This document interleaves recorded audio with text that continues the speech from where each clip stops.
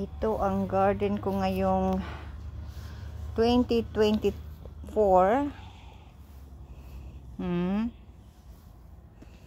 Yan, sunflower. Ganda. Ganda ng aking sunflower. Kapag itinanim mo pala ang sunflower late na, hindi na siya tumataas. So, tulad nito, oh. Nagbulaklak na lang siya, pero mababa lang. Ganyan pala ang gagawin ko sa sunod. Ito mga bulaklak na ito, ang gaganda. Ang gaganda nila, oh. See? Ito, oh.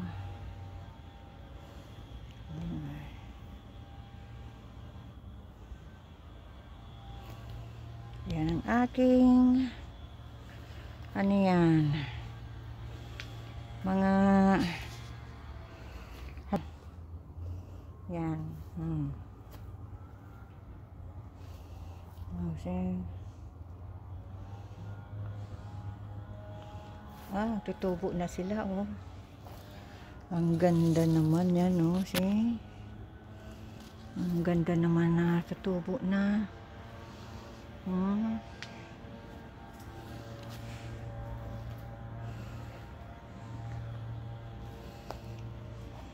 Ito natumba kasi ano na, hinila ng squirrel, kaya hindi ko na ano yan, hinayaan ko na lang.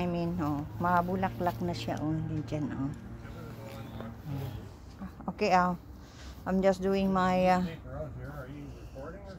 yeah. Oh, look at that. Sunflowers. Yeah, I think you need to plant it out further this way so it doesn't hit it against the ceiling. Oh, next time I'm gonna plant it late. Because look at that. I planted it late. And look at that. They don't have a time to grow. You want to plant it earlier, you mean? No, this is one early. So, they have chance to grow really tall. But if I plant it late, late summer, plant it in up here with a stick so it can grow up taller, because it's bending down. It's hard for it. And this is mine. You know. Look at this. Don't have time to grow because of too much heat. Look at that. My flowers. And this one here by the window. Okay, I'll thanks. Yeah, I'm just gonna video my flowers. Ay, wow, look at that. It's big. Wow. Yeah. And I hope, yeah. Look at that. Yeah. You know the squirrel? Trying to eat this one, but it didn't work. See? It's bent.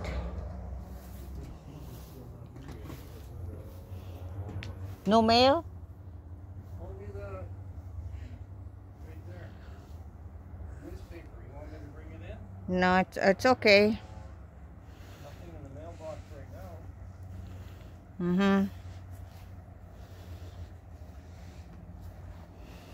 Yeah, you can bring it inside.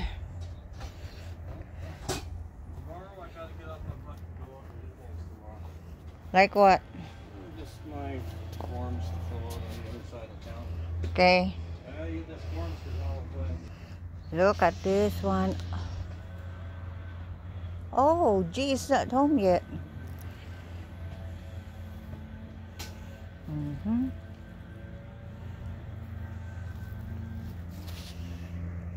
Oh wow, see? Like that is still growing. See, there's a bulb in there. Can start growing. Wow, it's beautiful. Look at this. Oh, I have that natong. Natong is growing. It's really nice, eh?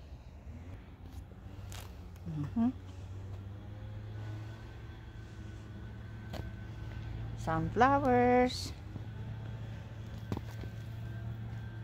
Oh, yes.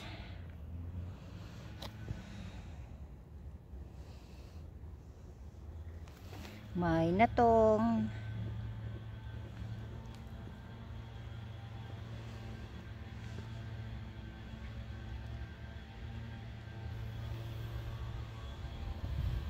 And that's my garden for this year